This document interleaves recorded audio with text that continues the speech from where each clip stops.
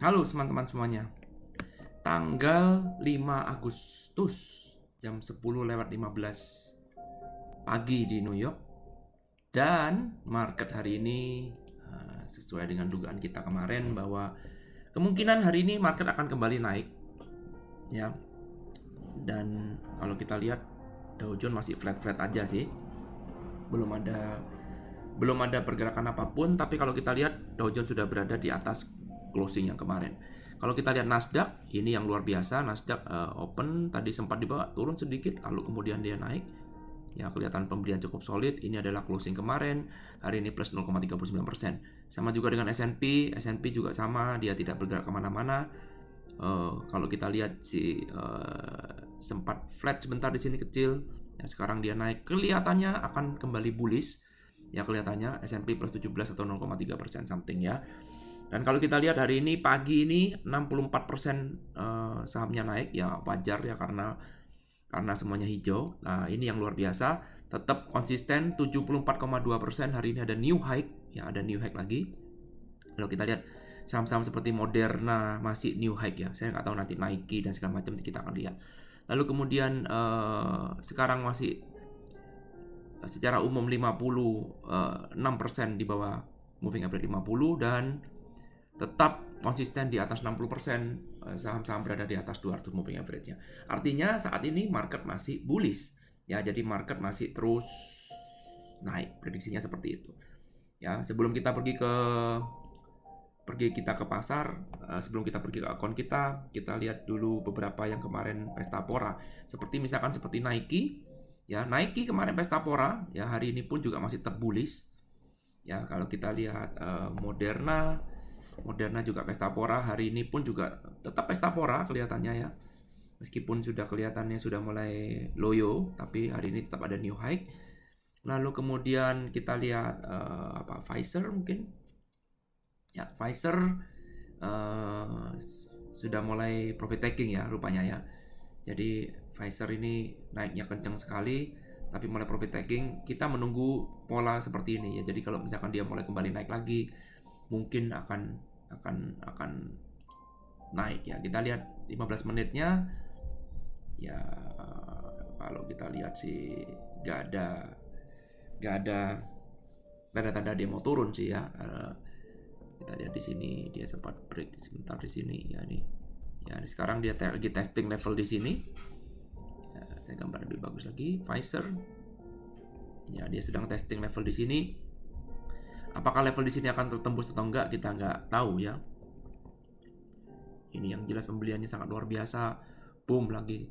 Sangat luar biasa sampai sekarang kita menemukan double top di sini.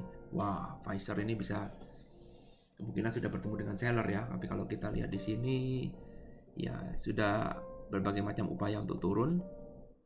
Kelihatannya Pfizer sudah mulai kehilangan momentum, tapi kita lihat aja apakah Pfizer masih bisa cukup kuat apa enggak. Ya, jadi kalau kita melihat seperti ini, kelihatannya sudah mulai loyo ya Pfizer kelihatannya. Tapi kita nggak mau berasumsi macam-macam. Kita lihat ada beberapa saham yang kemarin naik luar biasa. Misalkan seperti NVO. Ya, NVO juga sama. Apakah NVO juga cukup naik? Wow, NVO hari ini juga tetap break new high. Ya, perhatikan NVO kemarin naiknya begitu kencang, hari ini pun juga naik lagi, new high lagi. Ya, lalu kemudian DVA, ya DVA. Ini juga sama. Wow, DVA kemarin naik kencang, sekarang kelihatannya sudah mulai menemukan seller. Oh, wow. Ya. DVA kelihatannya sudah mulai profit taking kelihatannya. Ya, sehingga 136 ini jadi harga mahal sekarang, sellernya besar sekali di sini. Boom. Ya, kelihatannya ini sudah mulai menemukan seller ya. Jadi kelihatannya orang sudah mulai menjual DVA ini, kemungkinan bisa sudah mulai loyo. LLY ya, drug manufacturer. Kemarin kita bahas panjang lebar LLY. Ya, hari ini LLY ya sudah mulai profit taking. LLY kalau kita lihat hari ini kemarin tinggi 270 ya. tapi masih naik ya, 0,4%, belum ada tanda-tanda profit taking. Tapi kalau kita lihat dari M15 atau kita lihat dari M5-nya, ya masih flat-flat aja ya. Ini ya belum ada tanda-tanda apapun. Ya, kemarin ini masih cukup oke, bukan tidak mungkin dia masih bisa naik lagi. Iya. Ya ada tanda-tanda apapun. Ya kelihatannya mungkin masih bisa naik lagi ya dari. Ya, lalu kita lihat seperti biasa bagaimana saham favorit kita ini. Oke, TAL, saham favorit kita ya. Kalau kita lihat secara daily tidak ada pergerakan yang signifikan. Kita lihat M15 tadi pagi 4 Agustus ya. Di profit taking langsung habis-habisan di sini. Tadi open langsung naik, gagah perkasa menyentuh level $6, level psikologis $6, tapi langsung profit taking lagi.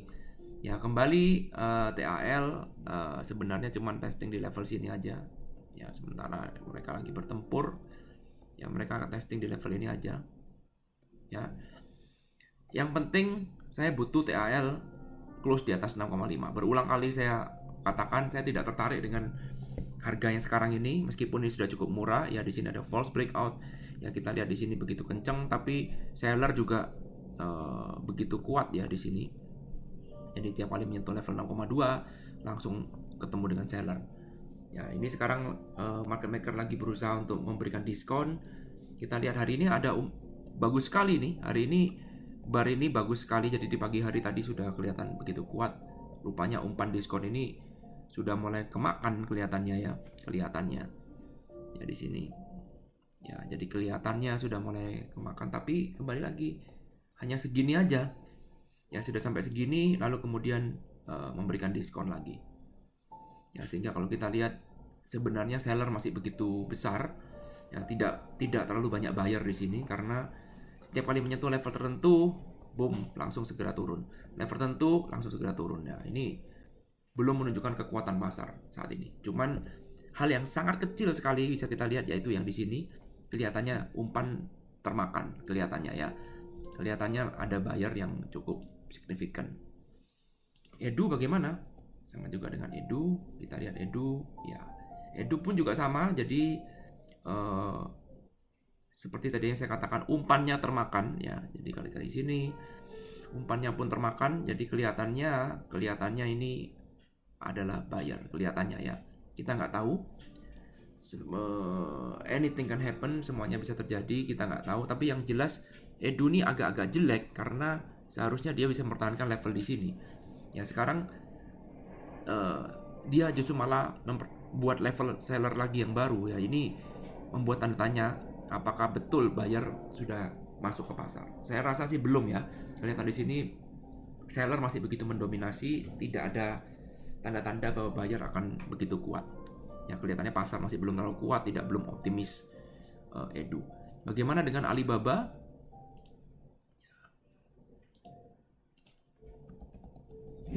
Oke, bagaimana dengan Alibaba? Kalau kita lihat Alibaba hari ini agak turun sedikit ya. Tapi kalau kita lihat Alibaba tampaknya cukup solid ya.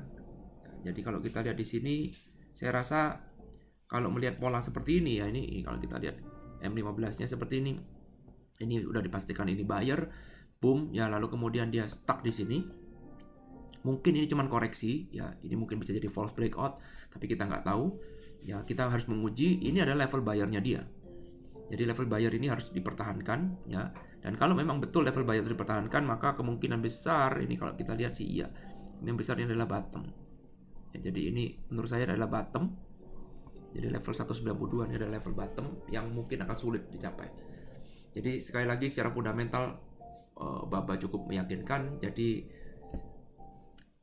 sangat bullish ya dengan Alibaba. Oke, lalu kemudian kita lihat PDD. Ya, ini juga saham pujaan kita, saham-saham Cina pujaan kita. Ya sama juga dengan Alibaba, PDD juga saat ini.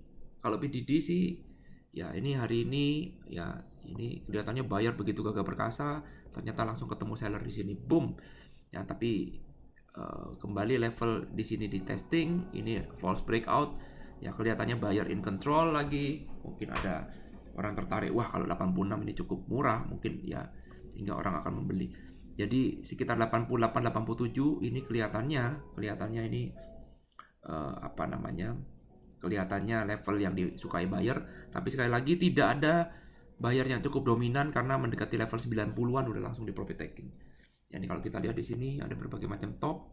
Ya, di sini ini tepatnya ada 92. Jadi kalau kita coret-coret, kita lihat PDD, kelihatannya sih belum ada buyer, mungkin dia mendekati 92 dia akan profit taking lagi. Sampai dia bisa close di atas 93 lah ya. Wah, ini kita boleh beli nih. Karena secara daily grafiknya udah cukup oke. Mari kita lihat akun kita. Akun kita yang di sini masih stuck di sekitar 6 ribuan. Nah, ada yang aneh memang kalau teman-teman lihat di sini ya, ini ada kalender triple S ya, 4S ya. Di sini ruginya minus 525. Kalau kita lihat di sini ini debit 0,2, berarti harusnya saya cuman kreditnya $200, di mana resiko maksimal kita cuma $200.